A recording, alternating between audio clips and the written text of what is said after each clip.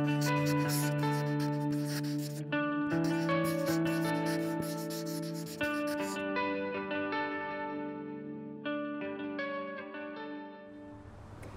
dirais, Loïse, sa qualité, c'est une boule d'énergie, pleine d'énergie, passionnée et déterminée, je dirais.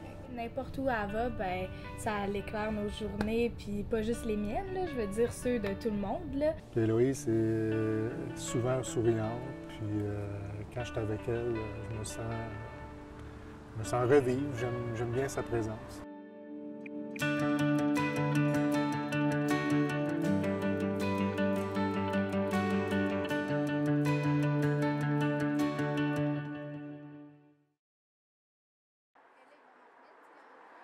Michaela, on s'est connus maternelle, première année, deuxième année.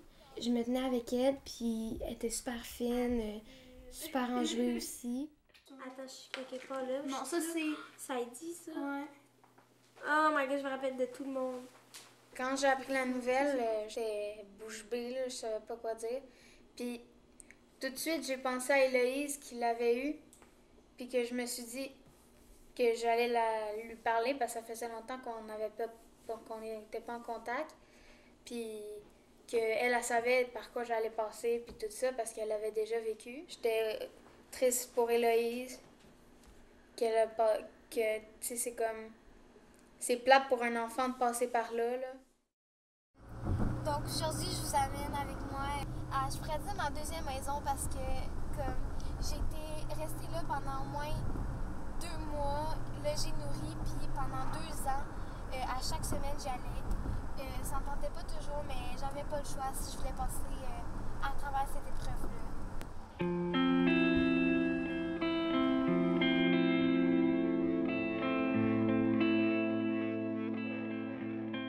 Chez Héloïse, la leucémie a été diagnostiquée par un trop plein de cellules bébés dans son sang. Puis ça a été aussi la raison pour la cause de ses symptômes.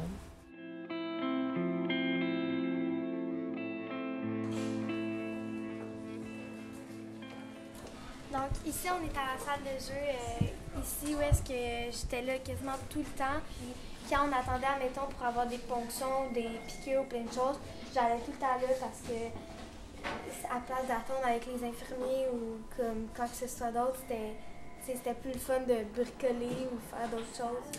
Héloïse a beaucoup bricolé ici, oui. On peut dire que tu as tricoté, tu as cousu, tu as bricolé papier, tu as peinturé. Mais je pense qu'en même temps, c'était bon pour toi pour enlever ton anxiété, pour passer le temps aussi. Ouais, pour que ça changeait les idées, puis que c'était un petit peu plus facile.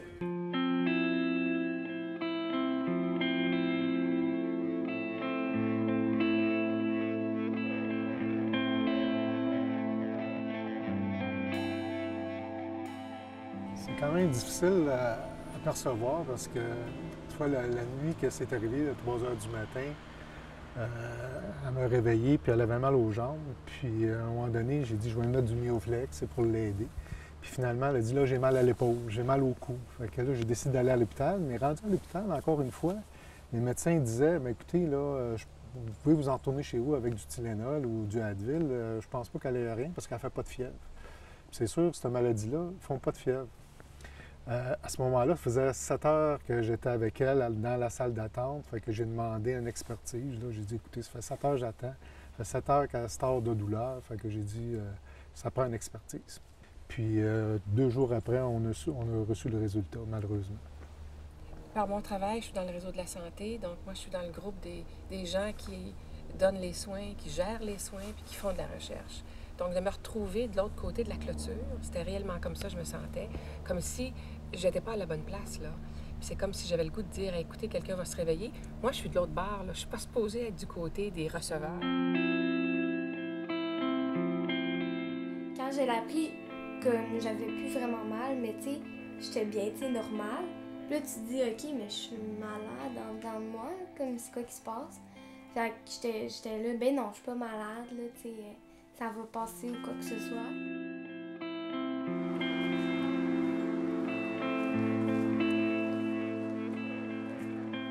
Ben moi, en fait, c'est que j'ai commencé puis j'avais une grosse grippe. Je me sentais pas bien. J'étais fatiguée. Je me couchais, mettons, de 8 heures le soir. Je me réveillais à 8 heures le matin, puis j'étais encore crevée comme si j'avais pas dormi de la nuit.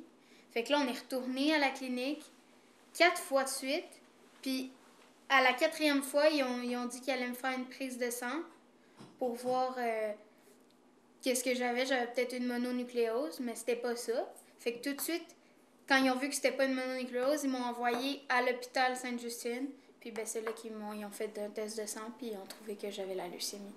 J'étais vraiment sur le choc parce que c'est vraiment bizarre que ça soit la même chose. Tu sais, on se connaissait au primaire, puis que là, on a un peu perdu contact, puis là, qu'on se revoit, puis que t'as la même affaire que moi, c'est vraiment bizarre, là.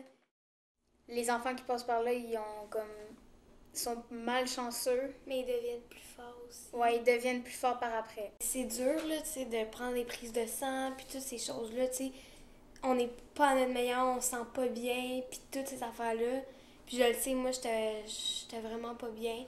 Mais sérieusement, comme, tu sais, c'est comme peut-être 2 ans que tu vas vraiment pas aimer, mais après ça, tu sais, au moins, tu sais, ils guérissent tellement bien, là, que tu y retournes, là, puis c'est comme si t'avais rien eu, là, parce que ça va tellement, tu sais, il faut que t'aies du courage, puis t'en as, là, du courage, là. On dirait que là, la vie, je la vois autrement, puis que chaque jour, j'en profite, puis que, tu sais, c'est pas du tout pareil, là. Et on a juste une vie à vivre, donc chaque moment que ça soit précieux, parce que ça peut tout chambouler une vie, là, tout ça.